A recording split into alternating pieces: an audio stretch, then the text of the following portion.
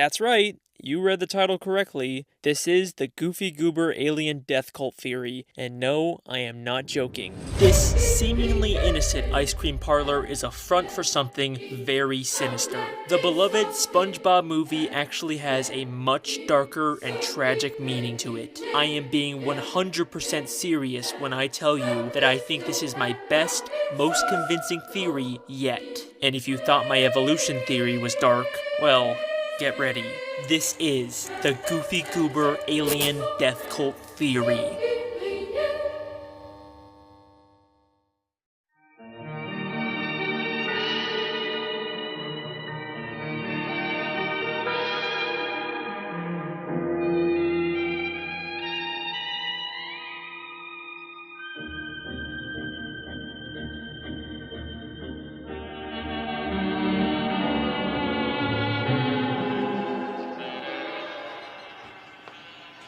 Hey, what's the biggest animal that you have? Oh boy, Alex has finally lost his mind. Goofy Goober Alien Death Cult Theory? What, did he make that in a random word generator? Trust me, there's actually a lot to this theory. And if anyone's qualified to make it, it's me, considering I made a whole web series about a restaurant being a front for a cult. Here at Pizza Time Pizza, we don't use any preservatives or fake ingredients. Pizza Time Pizza is not a cult. But those are the old days. I'm the Spongebob guy now, and there is an insane demand for more of these theories. I mean, the Mrs. Puff one has like 12 million views. That is crazy. Thank you guys so much. Now, this is the part of the video where I try to make you think I'm about to start the theory, but then, oh boy, a sponsor. Everyone loves those. But today, I'm actually sponsored by a company that I'm really excited to talk about. Happy Meat Farms is an animal farming company that offers a variety of different delicious meat products. In the meat industry, there's so many factory farms out there that force thousands of animals into tight, unlivable spaces and pump them full of GMOs. But Happy Meat Farms is a completely humane and organic alternative. Every animal has plenty of wide outdoor space to roam free, and every animal is raised 100% naturally with no added chemicals. As an animal lover myself, I am so grateful to be sponsored by Happy Meat Farms. If you want to learn more about them and what they stand for, go to happymeatfarms.com. Now let's begin the theory.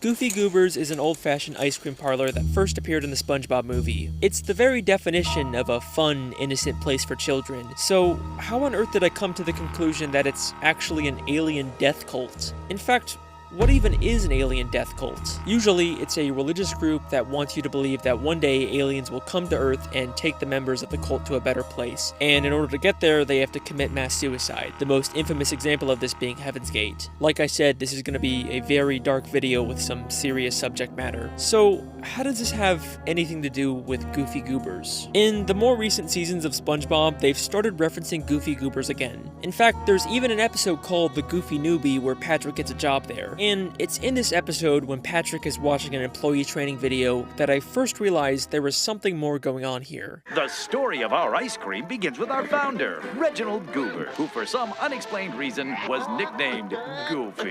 In 1842, he headed west in a covered ice cream wagon. He served his warm ice cream on rocks and sticks.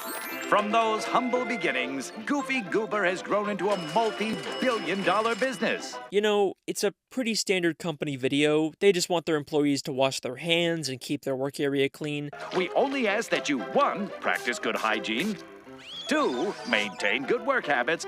Nothing out of the ordinary, except there's one more thing that they want you to do. And 3, believe in extraterrestrials. Peace, hugs, and ice cream! Huh. An organization that wants you to believe in aliens. That couldn't be a Heaven's Gate reference in SpongeBob, could it? No, that's crazy. And even if it was, it could just be a random throwaway gag. There's no way Goofy Goobers is actually a cult, right? But then I started to rewatch every appearance of Goofy Goobers, and things took on a whole new meaning. One of the most basic ideas of a cult is that they strip you of your individuality and make you change your entire identity to be about the cult. And that's exactly what Goofy Goobers does. Everyone there wears Goofy Goober uniforms just like a cult. I mean, what other restaurant has not just employees, but customers that always dress up in a specific way. And their theme song that is constantly repeated and reinforced is just the simple line, I'm a goofy goober, yeah. You're a goofy goober, yeah. We're all goofy goobers, yeah. I'm a goofy goober, you're a goofy goober, we're all goofy goobers. It is literally just a song saying that your whole identity is based around goofy goobers, and that's it. And in the SpongeBob movie, there's a scene where SpongeBob and Patrick have to try their best to not sing along to the theme song, and it literally causes them intense pain to not sing along. Don't sing along, Patrick! I'm trying so hard. It's as if they've been brainwashed and physically can't stop themselves from singing it. And you can't even just chalk this up to SpongeBob and Patrick being weirdos. Two other fish can't stop themselves from singing along, even though it means they'll get beat up for it. Goofy, goofy, goober, goobers, yeah! And just like how many cults have an icon or god that they worship, Goofy Goobers has the dancing peanut mascot that's all over the restaurant's branding. I mean, just look at how excited all the kids are when he comes out. Goofy Goober!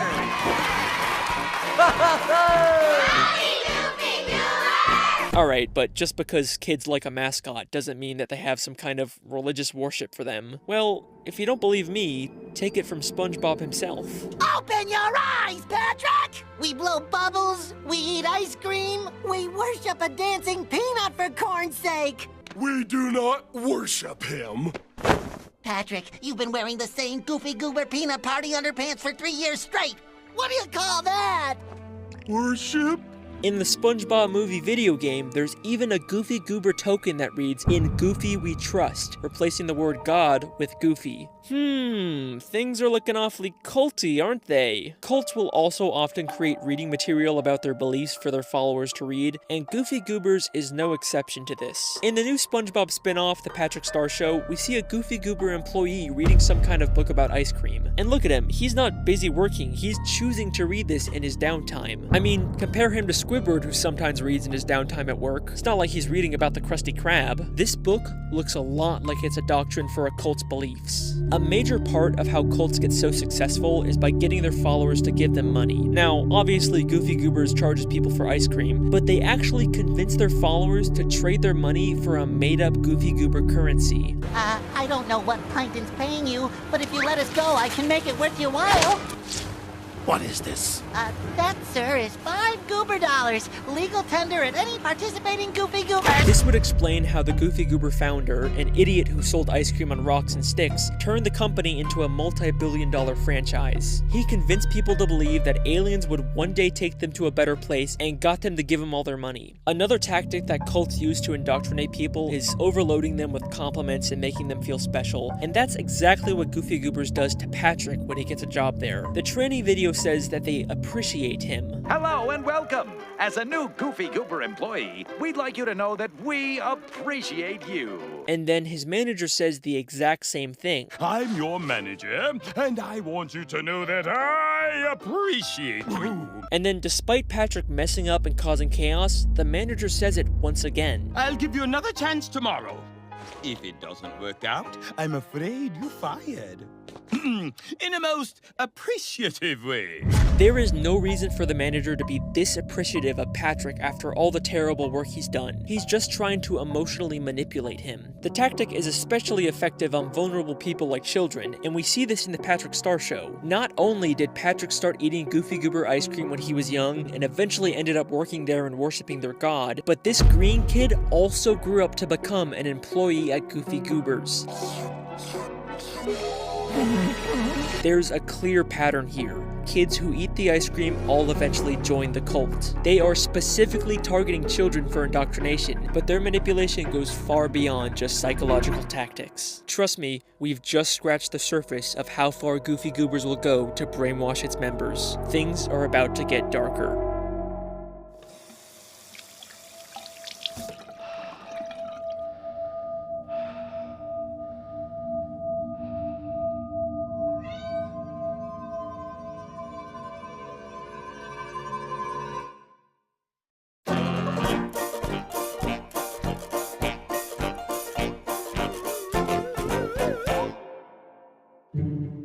There's a part in the SpongeBob movie where SpongeBob and Patrick go to Goofy Goober's and eat tons of ice cream all night to the point where they become completely drunk off of it. It's a really funny scene, but it begs the question, why does the ice cream get them drunk? Maybe that's just how ice cream works in the SpongeBob universe, and it's the show's way of making a family-friendly alcohol reference. But we've seen other instances where characters eat tons of ice cream and it doesn't have this effect on them. Alright, well, maybe this was just a one-time gag for the movie, and it's not a consistent part of the continuity. But in the Season 11 episode, Call the Cops, we get this scene.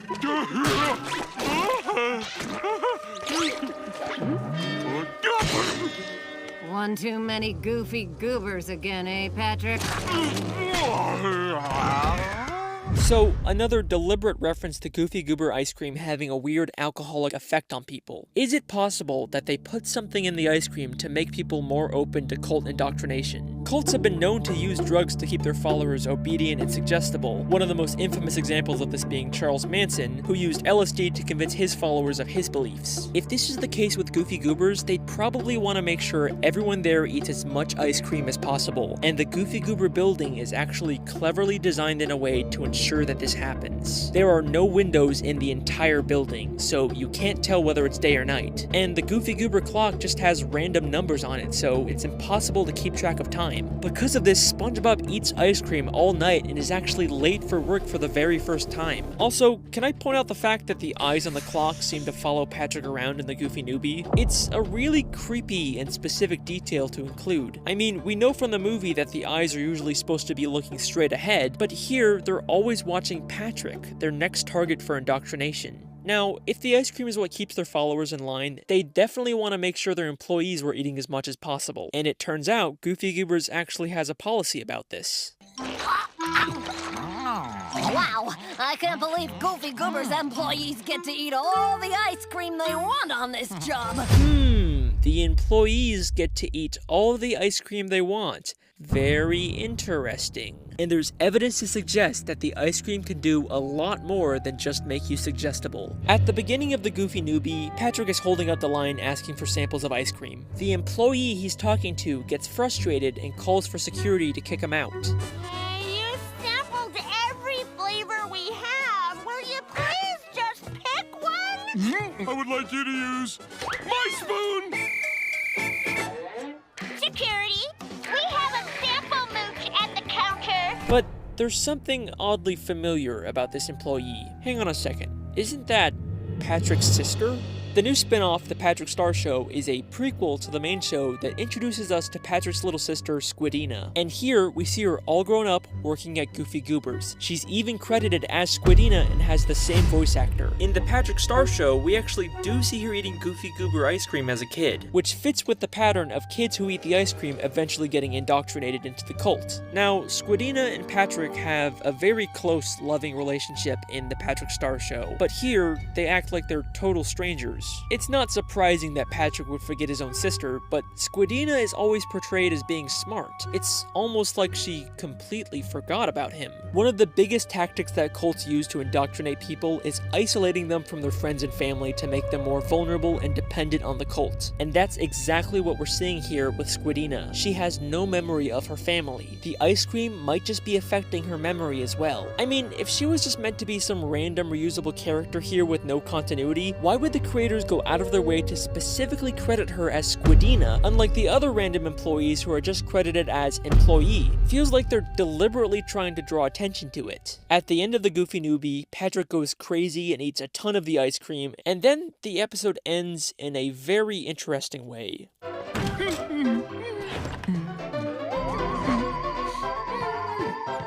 Peace, hugs, and ice cream! Now, I don't think Patrick was actually abducted by aliens. I mean, we see him on Earth in the very next episode, and the UFO has the same fake look as the one in the training video. I think that because of all the ice cream he ate, he now fully accepts the Goofy Goober's beliefs, and it's caused him to hallucinate the UFO. So, at this point, I'd say we can make a very strong case for Goofy Goobers being a cult, but with this realization comes a very dark and tragic new meaning for the SpongeBob movie. Believe me, you will never look at that movie the same way again.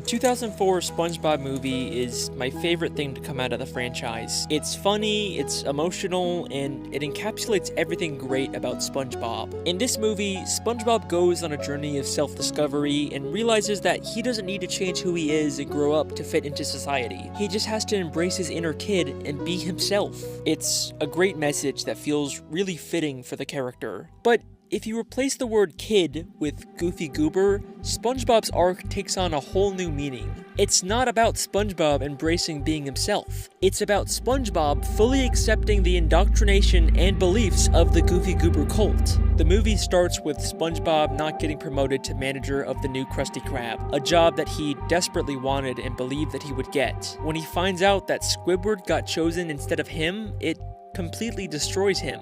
Cults will target vulnerable people who are at extremely low points, and the first place that SpongeBob goes to after having his heart broken is Goofy Goober's. After a night of getting drunk off of ice cream, he becomes resentful of Mr. Krabs and decides to tell him off. I deserve that manager's job, but you didn't give it to me, because you say I'm a kid. Well, I am 100% man, and this man has got something to say to you. In fact, if King Neptune didn't interrupt and try to kill Mr. Krabs, SpongeBob probably would have quit and been fully able to join the cult. SpongeBob and Patrick go on a quest to retrieve Neptune's crown, and it's almost like every obstacle they face along the way is specifically designed to make SpongeBob and Patrick realize the dark truth about Goofy Goobers, but they fail to do so at every turn. So, they first stop at this tough guy bar that's full of men who beat up anyone that isn't manly enough.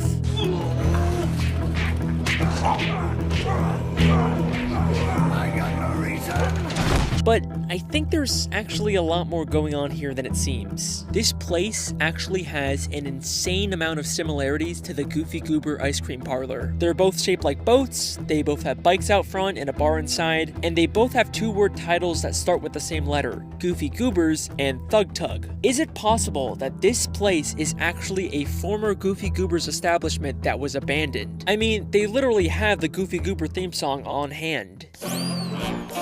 SpongeBob, it's the Goofy Goober theme song! And they claim that no kids are allowed here, yet we see some old kid-sized handprints in the bathroom. If this really is a former Goofy Goobers, then these guys would probably know the truth about the cult, which would explain why they're so against having anyone who's not manly in the bar. It's not because they hate kids, it's because they're trying to keep out a dangerous cult. If SpongeBob and Patrick just stuck around a little longer, maybe they would have learned this too, but they quickly sneak out and even make fun of the tough guys at the bar. Come on, Pat, one more time. Okay. We're on a baby hunt, and don't think we don't know how to weed them out.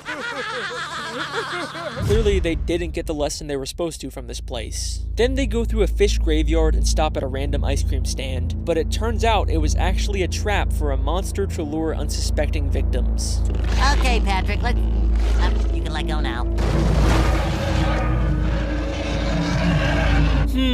An ice cream store that's a facade for something darker that lures people in and keeps them trapped. It's like the ocean is literally screaming the truth to SpongeBob and Patrick, but they just aren't getting it. But then they reach an obstacle that's just too great for them to pass, and it makes them reevaluate some things about themselves. We're not kids. Open your eyes, Patrick! We worship a dancing peanut for corn's sake!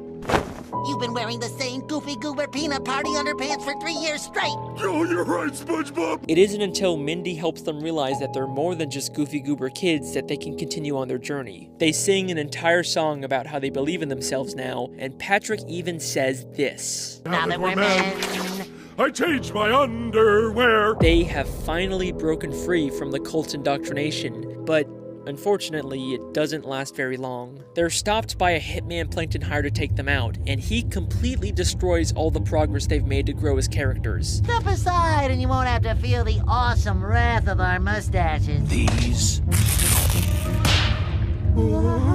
They were fake? Of course they were fake! They end up getting abducted by a scuba diver who, to them, is a terrifying alien from another world, which is an interesting parallel to Reginald Goober being taken by aliens.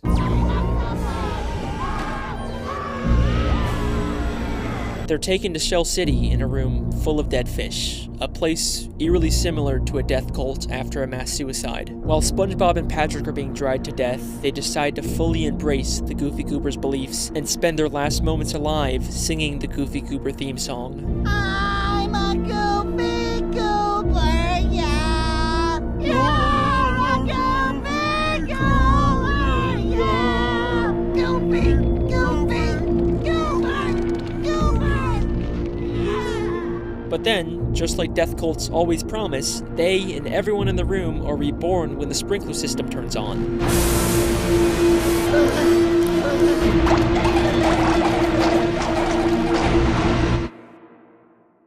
Whew, this is, it's getting real dark. Then we get to the climactic finale of the movie. SpongeBob returns to the Krusty Krab, now a changed man. He has to battle Plankton and his army of mind-controlled slaves, and this is how the final confrontation plays out. And if I've learned anything during that time, it's that you are who you are. So yeah, I'm a kid, and I'm also a goofball, and a wingnut, and a knucklehead McSpazatron! What's going on here? But most of all, I'm... Hey, settle down. I'm... Take it easy. I'm- What the scallop? I'm a goofy goober! I'm a Goofy Goober. On first watch, this is such a satisfying and cathartic moment for SpongeBob, but in reality, this is the moment that he has gone past the point of no return and becomes a Goofy Goober. Now, this is normally when I pretend like the video was over and then surprise you with a last-minute twist, but I don't need to pretend this time. If you think this entire video has been insane rambling and none of this could possibly be intentional, well then just for you, I have saved my best piece of evidence for last. Are you ready? While SpongeBob sings the Goofy Goober song, we cut to him standing on the world and getting abducted by a UFO. And even the UFO's lights make a pattern of red, yellow, red, which is eerily similar to the Goofy Goober UFO that has 2 red cherries with a yellow banana in the middle. And that is the Goofy Goober alien death cult theory.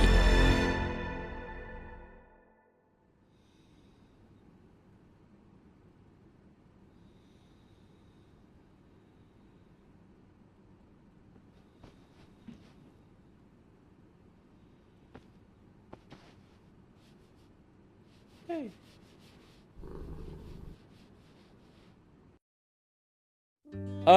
Wow. Didn't think I could, make these theories any darker, could ya? Gotta love that good old family-friendly, PG-rated SpongeBob. I am having so much fun making these videos. Don't worry, we've got plenty more on the way. I'm just making SpongeBob stuff from now on. I've been your host, Alex the SpongeBob Guy. Thank you so much for watching. I will see you next time.